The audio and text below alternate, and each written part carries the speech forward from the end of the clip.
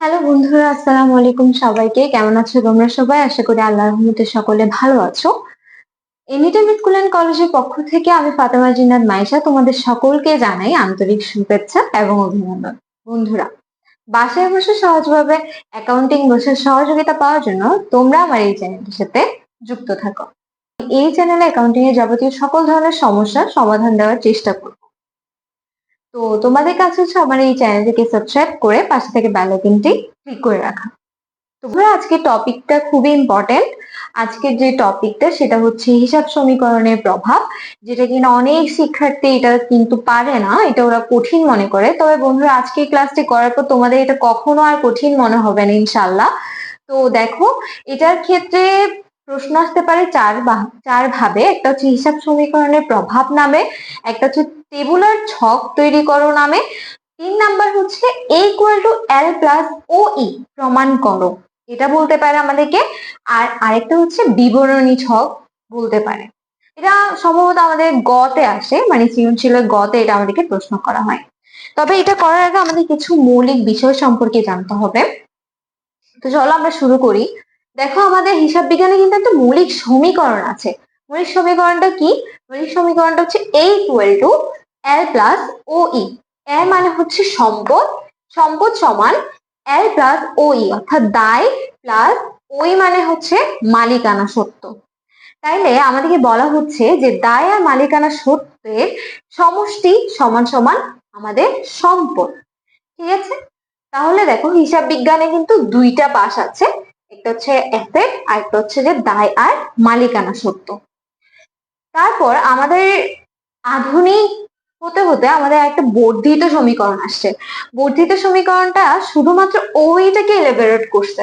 ঠিক আছে? তাহলে a equal to l plus ওই কে যদি আমরা ভাঙি তাহলে আমরা পাই ক্যাপিটাল সি অর্থাৎ মূলধন, প্লাস আর, আর মানে হচ্ছে রেভিনিউ, রেভিনিউ মানে হচ্ছে আয়, মাইনাস ইএক্স, ইএক্স মানে হচ্ছে ব্যয় এক্সপেন্সেস, মাইনাস ডি ড্রয়িংস মানে হচ্ছে উত্তোলন। ঠিক আছে? তাহলে এখন দেখো, আমাদের হিসাব সমীকরণের প্রভাব জানার আগে আমাদের জানতে হবে হিসাবের উপাদান কয়টা। আমাদের হিসাবের উপাদান পাঁচটা। একটা হচ্ছে সম্পদ, একটা হচ্ছে দায়, একটা হচ্ছে মালিকানা সত্ত্ব, একটা হচ্ছে খরচ বা আয়ও যুক্ত করে দিলাম। তো আমাদের এখন টোটাল হয়ে গেল কয়টা উপাদান? পাঁচটা উপাদান। এখন আমরা দেখবো এই পাঁচটা উপাদান গুলো কিরকম। প্রথমে দেখো সম্পদ। সম্পদ কি কি এখানে? একটা হচ্ছে আসবাবপত্র। আসবাবপত্র মানে হচ্ছে তোমার প্রতিষ্ঠানের চেয়ার টেবিল ইত্যাদি, এগুলো হচ্ছে আসবাবপত্র। ঠিক আছে? যন্ত্রপাতি মানে হচ্ছে যেগুলো আমাদের উৎপাদন কাজে ব্যবহৃত হয়, ঠিক আছে, সেগুলোকে হচ্ছে যন্ত্রপাতি বলে। অফিস সরঞ্জাম কি কি? অফিস সরঞ্জাম এক কথায় যদি আমি বলি সেগুলো হচ্ছে ইলেকট্রিসিটি জিনিস। ঠিক আছে? ইলেকট্রিসিটি, যেমন রেফ্রিজারেটর, এসি। ঠিক আছে? এরপর হচ্ছে নগদ তহবিল। নগদ তহবিল মানে নগদ টাকা দিয়ে যে তহবিলটা করা হয়। ব্যাংক জমা, অর্থাৎ ব্যাংকে টাকার মাধ্যমে। সম্পদ মানে কি? সম্পদ মানে হচ্ছে যে আমাদের দীর্ঘমেয়াদী সুবিধা পাবো যেটা থেকে। তাহলে ব্যাংক জমা, ব্যাংক জমা আমরা ব্যাংকে জমা রেখে আমরা কিন্তু দীর্ঘমেয়াদী সুবিধা পাচ্ছি। ঠিক আছে? এবার হচ্ছে প্রাপ্য হিসাব। প্রাপ্য হিসাব বলতে, প্রাপ্য হিসাব মানে হচ্ছে দেনাদার। এবার হচ্ছে অফিস সাপ্লাইজ। অফিস সাপ্লাইজ হচ্ছে আমাদের স্ট্যাপলার, ক্যালকুলেটর, এগুলো হচ্ছে আমাদের অফিস সাপ্লাইজ। এবার আসো দায়। দায় কি কি? পাওনাদার, পাওনাদার অথবা প্রদেয় হিসাব। এখন কিন্তু আমরা প্রদেয় হিসাব নামে চিনি যেটাকে। এরপর হচ্ছে ঋণ, ব্যাংক ঋণ, বকেয়া খরচ। মনে রাখবা, বকেয়া ব্যয় সবগুলো হচ্ছে কি? দায়। তাহলে দেখো, দায় হচ্ছে সে জিনিস সেটা যেটা হচ্ছে আমরা অন্য কারো কাছে, মানে অন্য পক্ষের কাছে কি থাকি? দায় থাকি, অর্থাৎ সে আমার থেকে টাকা না পাওয়া পর্যন্ত আমি তার কাছে কি থাকি? দায়বদ্ধ থাকি। ঠিক আছে? এবার হচ্ছে মালিকানা সত্ত্ব। মালিকানা সত্ত্ব মানে হচ্ছে মূলধন প্লাস আয় মাইনাস ব্যয় মাইনাস উত্তোলন। মালিকানা সত্ত্বকে দুইটা জিনিস বৃদ্ধি করে, একটা হচ্ছে মূলধন আর একটা হচ্ছে আয়। আর মালিকানা সত্ত্বকে দুইটা জিনিস হ্রাস করে, একটা হচ্ছে ব্যয় আর উত্তোলন। দেখো, খরচ, খরচ হচ্ছে যে জিনিসটার জন্য তুমি একবার খরচ করবা, সেখান থেকে আর কোনো রিটার্ন পাবা না। ঠিক আছে? যেমন বেতন, তুমি বেতন দিয়ে দিছো, তুমি কি আর ফেরত পাবা? টাকাটা আর ফেরত পাবা? পাবা না। মণিহারি, ভাড়া, কুড়ি, ঠিক আছে, এগুলো হচ্ছে তোমার খরচ। মণিহারি হচ্ছে যে কি? খাতা কলম পেন্সিল, এগুলো হচ্ছে মণিহারি। মনে রাখবে, অফিস সাপ্লাইজ আর মণিহারি কিন্তু একই না। মণিহারি হচ্ছে একটা ব্যয়, অফিস সাপ্লাইজ হচ্ছে একটা সম্পদ। তারপর হচ্ছে বন্ধুরা দেখো আয়। আয় মানে কি? আয় হচ্ছে আমার কাছে নগদ টাকা আসতেছে, যেমন বিক্রয় করলে আমার থেকে নগদ টাকা আসতেছে, শিক্ষানবিশ সালামি পাইলে আমার থেকে নগদ টাকা প্রতিষ্ঠানে আসতেছে। তাহলে এগুলো হচ্ছে আমাদের মোটামুটি হিসাবের কয়েকটা উপাদান। এগুলাই মূলত কি হয়, হিসাব সমীকরণের প্রভাবে দেখানো হয়। দেখো বন্ধুরা, আমরা যখন হিসাব সমীকরণ করব সেখানে কিন্তু খুবই তিনটা গুরুত্বপূর্ণ যে তিনটা জিনিস নিয়ে আমি খুবই এইচএসসি লাইফে প্যারা খাইছি বা এসএসসি লাইফে, সেটা হচ্ছে দেখো ব্যাংক হতে ঋণ গ্রহণ। যখন আমি ব্যাংক হতে ঋণ গ্রহণ করি তখন আসলে আমার হিসাব সমীকরণের প্রভাব কোন পাশে কোনটা হবে। এবার হচ্ছে প্রদত্ত ঋণ। প্রদত্ত ঋণের ক্ষেত্রেও সেম, পণ্য দ্রব্য নিয়ে যখন ব্যবসা শুরু করি তখন আসলে জিনিসটা কেমন হয়। তো আজকে অঙ্কে যেটা থাকবে এই দুইটা জিনিস থাকবে, এই জিনিসটা থাকবে না। সো আমি এই জিনিসটা একটু তোমাদেরকে বুঝাই দিই। ব্যাংক হতে ঋণ গ্রহণ, মনে রাখবে আমাদের যে হিসাব সমীকরণটা আছে সেটা তো দুই পাশ আছে, এ ইকুয়াল টু এল প্লাস ওই, রাইট? তাহলে যখন আমি ব্যাংক হতে ঋণ নিচ্ছি, ব্যাংকটা কিন্তু আমাদের জন্য অ্যাসেট অর্থাৎ সম্পদ। ব্যাংকটা কি আমাদের জন্য সম্পদ। তাহলে ব্যাংক হতে ঋণ গ্রহণ, ঋণ করলে কি সৃষ্টি হয়, দায় সৃষ্টি হয়। তাহলে এখানে এলটাকে এটা প্রভাবিত করতেছে না, ব্যাংক ঋণ। তাহলে আমরা সম্পদের ঘরে একবার ব্যাংক একটা ঘর নিব এক্সট্রা করে, তারপর আমরা দায়ের পাশে প্রদেয় হিসাব যদি থাকে তার পাশে আমরা আরেকটা ঘর নিব, সেটা হচ্ছে ব্যাংক ঋণ। অর্থাৎ দেখো ব্যাংক থেকে যখন আমি ঋণ গ্রহণ করব সাথে সাথে আমার সম্পদও বাড়বে, আবার আমার ব্যাংক ঋণও বাড়বে। ঠিক আছে? তাহলে এটা নিয়ে কখনো কনফিউজ হয়েও না, এটা এখন আমি ক্লিয়ার করে দিলাম। বাকি দুইটা আমি অঙ্কের মাধ্যমে বুঝিয়ে দিচ্ছি। তাহলে চলো আমি তোমাদেরকে এখন একটা অঙ্ক সলভ করাবো, যেটা কিনা আসছে চট্টগ্রাম 2023 সালের 4 নং অঙ্কতে। প্রশ্নটা হচ্ছে এটা, দেখো এখানে আমি প্রশ্নটা তুলে নিয়েছি। এটা কিন্তু চট্টগ্রামে আসা, বোর্ড কোশ্চেন আসা একটা অঙ্ক। তো চট্টগ্রাম 2023 সালের 4 নং অঙ্কটি কিন্তু এটা। দেখো আমাদেরকে বলা হচ্ছে যে সাবেরি রহমান 2022 সালের 1 জানুয়ারি তারিখে নগদ 25,000 টাকা, 20,000 টাকার মূল্যের আসবাবপত্র এবং 7,000 টাকার পণ্য দ্রব্য নিয়ে ব্যবসা শুরু করেন। তাহলে মনে আছে বন্ধুরা, আমি তোমাদেরকে বলেছি পণ্য দ্রব্যের যে সমস্যাটা হয় আমি কিন্তু সেটা আজকে সমাধান করে দিব। দেখো আমাদেরকে 2022 সাল লিখে কিছু তারিখ দেওয়া হয়েছে। হচ্ছে জুনের 2 তারিখ আমাদেরকে বলা হচ্ছে ব্যবসায়ের জন্য চেয়ার ও টেবিল ক্রয় করা হলো 20,000 টাকা। 4, জাকিরের নিকট হতে পণ্য ক্রয় 7,000 টাকা। 7, রাব্বির নিকট পণ্য বিক্রয় 22,000 টাকা। জুনের 12, সুমাকে ঋণ দেওয়া হলো 15,000 টাকা। এই যে সুমাকে ঋণ দিছি, এটা আমি দিছি নাকি নিছি? তাহলে আমরা শুধু ঋণ দেখলেই কিন্তু সেটাকে দায় বলে দিতে পারবো না। ঋণটাকে আমি দিয়েছি নাকি নিয়েছি সেটা দেখতে হবে। যদি আমি ঋণ নিয়ে থাকি সেক্ষেত্রে সেটা আমার জন্য দায় হবে, কারণ আমি অন্যের নিকট দায়বদ্ধ হব সেই টাকাটা পরিশোধ করার জন্য।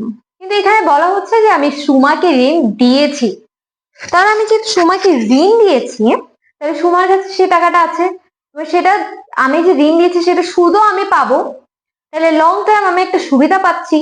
তাইলে তারপর হচ্ছে এটা কিন্তু আমাকে ভবিষ্যতে ও দিয়ে দিবে, ওর কাছে এখন সেটা আছে কিন্তু ও আমাকে দিয়ে দিবে পরে। তাহলে এটা কি আমাদের জন্য সম্পদ। ঠিক আছে? এবার দেখো 25 তারিখ আমাদেরকে বলা হচ্ছে রাব্বির নিকট হতে 2,000 টাকা পাওয়া গেল। এরপর হচ্ছে 27 তারিখ, দেখো সুমার ঋণ আদায় হলো। এই যে সুমাকে আমরা ঋণ দিছি এখান থেকে 5,000 টাকাটা আদায় হলো, 15,000 থেকে 5,000 টাকা আদায় হলো। 30 আমাদেরকে বলা হচ্ছে কর্মচারী কামালকে বেতন প্রদান 3,000 টাকা।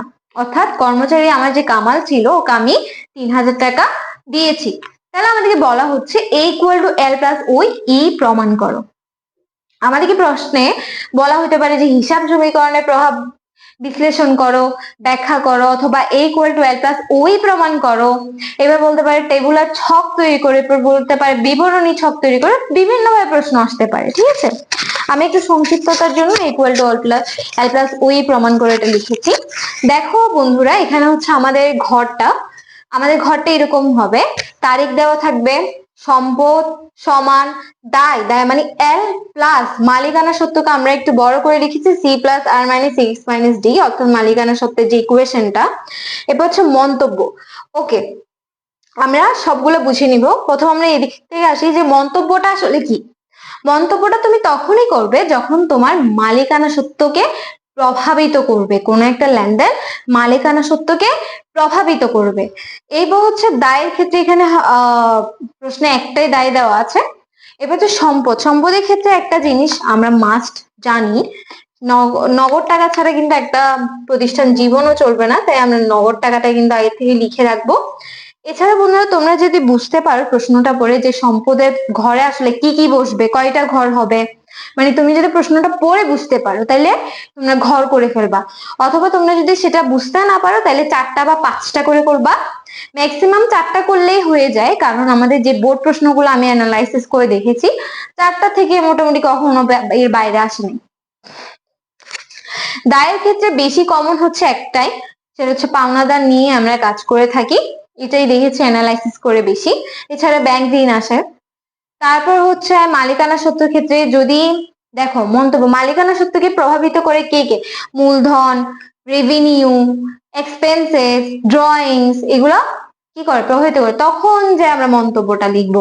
এর বাইরে অন্য কোনো লেনদেন হলে আমরা মন্তব্য দেব না। তো চলো বন্ধুরা, আমরা এখন প্রশ্নটা বুঝে গিয়েছি, এখন আমরা এটা সমাধান করব। প্রথমে যেহেতু আমাকে বলা হচ্ছে 2022 সাল, আমরা লিখে ফেলেছি। এরপর জানুয়ারি 1 তারিখ দেওয়া আছে, জানুয়ারি 1 তারিখ আমাদেরকে বলতো নগদ 25,000 টাকা, তাহলে নগদের ঘর এখানে, তাহলে এখানে আমরা 25,000 টাকা লিখবো। এবার বন্ধুরা দেখো আমাদেরকে বলা হচ্ছে আসবাবপত্র, আসবাবপত্র কিন্তু একটা সম্পদ, তাই এটার নামে একটা ঘর হবে। আসবাবপত্র কত বলছে, 20,000 টাকা, তাহলে আমরা এখানে লিখবো 20,000। এবার বন্ধুরা আমাদেরকে বলা হচ্ছে পণ্য দ্রব্য নিয়ে ব্যবসা শুরু করা হলো। আমরা এখানে কি পণ্য দ্রব্য নামে কোনো সম্পদ দেখাতে পারবো? কখনো পারবো না। কিন্তু আমরা জানি পণ্য যেহেতু ক্রয় করে আমি ব্যবসা শুরু করতেছি, তাহলে এটা যাবেটা কি হয়, ক্রয় হিসাব ডেবিট, নগদান হিসাব ক্রেডিট। যে মূলধনটা আসবে, এখানে যে মূলধনটা আসবে সেই মূলধনটা কিভাবে বের হবে জানো, আমাদের 25,000 প্লাস 20,000 প্লাস 7,000, এই তিনটা যোগ করলে আমাদের মূলধনটা বের হবে। কত আসবে আমাদের, 52,000 টাকা। ঠিক আছে, তাহলে দেখো এই যে 7,000 টাকা এটা কিন্তু মালিকের, ঠিক আছে, এই 7,000 টাকা মালিক কিনে এনেছে, তাহলে অবশ্যই তার প্রারম্ভিক মূলধনের সাথে এটা যোগ হবে না, অবশ্যই হবে। ঠিক আছে, তাহলে এটা ওর ক্যাপিটালে। ঠিক আছে, ব্যবসায়ী যখন শুরু করার সময় যখন মালিক কিছু বিনিয়োগ করে সেটা কিন্তু ক্যাপিটাল, সেটা কিন্তু ক্যাপিটাল প্লাস সি, এটা কিন্তু এক্সপেন্সেস হবে না, কারণ এখন আমরা খরচ করিনি। ঠিক আছে, প্রথমে আমার থেকে এটাকে ক্যাপিটাল হিসেবে দেখাতে হবে, পরে এটাকে যে ব্যয় হিসেবে দেখাতে হবে। ঠিক আছে, তাহলে আমি যদি ক্যাপিটাল হিসেবে দেখাই তাহলে এটা যোগ হচ্ছে, তাহলে আমরা লিখবো 52,000। এখন দেখো যেহেতু আমি পণ্যদ্রব্য ক্রয় করেছি অবশ্যই সেটা মাইনাস হবে, তাহলে আমরা এখান থেকে 7,000 টাকা মাইনাস দিব। জিনিসটা এইভাবে করে লিখতে হবে। ঠিক আছে, এখানে লিখবো মূলধন আনয়ন। আশা করি তোমরা এটা বুঝতে পেরেছো, এটা নিয়ে তেমন একটা কোনো সমস্যা হবে না। আর তারপর আমাদেরকে দেখো 2 তারিখ কি বলা হয়েছে। 2 তারিখ আমাদেরকে বলা হয়েছে যে ব্যবসায়ের জন্য একটা চেয়ার টেবিল ক্রয় করছি। চেয়ার টেবিল মানে কি, আসবাবপত্র, রাইট? তাহলে আসবাবপত্র চেয়ার টেবিল হলে আমরা এখানে 2 তারিখের মধ্যে আসবাবপত্র 20,000 টাকা লিখবো। যেহেতু বন্ধুরা এটা কি ব্যবসার জন্য কিনে ফেলছে, এখানে ধারে বলে নেই এখানে, তাহলে আমি এটা কি নগদ টাকা দিয়ে ক্রয় করছি না, তাহলে এখানে 20,000 টাকা আসবাবপত্র বাড়বে, আবার নগদ টাকা কমে যাবে।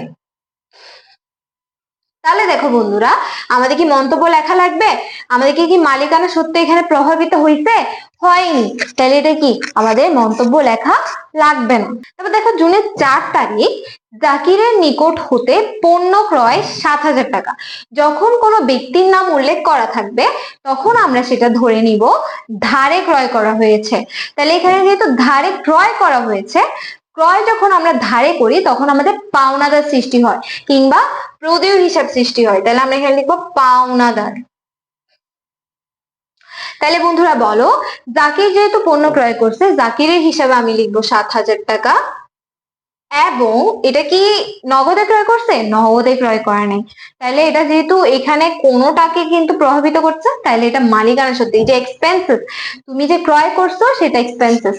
তাহলে আমরা এক্সপেন্সেস কোথায় বসে? মালিকানা সত্ত্বে। তাহলে এটা কি হবে? মাইনাস হবে। ঠিক আছে, এক্স কি মাইনাস না, মাইনাস সাইন না? তাহলে আমরা এখানে লিখবো ব্যয়। 7 তারিখ রাব্বির নিকট পণ্য বিক্রয়। আবারও কিন্তু একটা ব্যক্তির নাম উল্লেখ আছে, তাহলে এটা আমাদের ধরে নিতে হবে কি এটা কি বিক্রয়? ধারে বিক্রয়। তাহলে ধারে বিক্রয় করলে আমাদের দেনাদার সৃষ্টি হয়। কি সৃষ্টি হয়? দেনাদার সৃষ্টি হয়। তাহলে আমরা এখানে লিখবো দেনাদার বা প্রাপ্য হিসাবে লিখতে পারি। তাহলে দেখো রাব্বির নিকট, তাহলে রাব্বি একজন কি দেনাদার হয়ে গেছেন, তাহলে তার হিসাব বাড়বে না? 22,000 টাকা 7 তারিখ। তারপর দেখো যেহেতু এটা নগদ টাকাকে কোনো প্রভাবিত করবে না, কারণ এটা ধারে, তাহলে এটা কি মালিকানা সত্ত্বকে প্রভাবিত করবে। তাহলে আয় কি যোগ হয় না? তাহলে এখানে প্লাস হবে, মন্তব্য হবে আয়। তো দেখো মনোযোগ দিয়ে খেয়াল করবে, বলা হচ্ছে সুমাকে ঋণ দেওয়া হলো 15,000 টাকা। যেহেতু আমি সুমাকে ঋণ দিছি, ঠিক আছে, আমাদের ঋণটা কি সম্পদ হিসেবে কাজ করবে না? আমি তখন বুঝিয়ে দিয়েছি না? তাহলে সম্পদ কাজ করলে এখানে আমরা সম্পদ লিখবো প্রদত্ত ঋণ। কি ঋণ? প্রদত্ত ঋণ। প্রদত্ত ঋণ কত টাকা হবে? 15,000 টাকা। এখানে কই প্রদত্ত ঋণ? আমাদের কত তারিখ? 12 তারিখ, 15,000 টাকা। তাহলে এই টাকাটা আমরা দিয়ে দিছি না? তাহলে এটা কি হবে? নগদ টাকা কি হবে? মাইনাস হবে।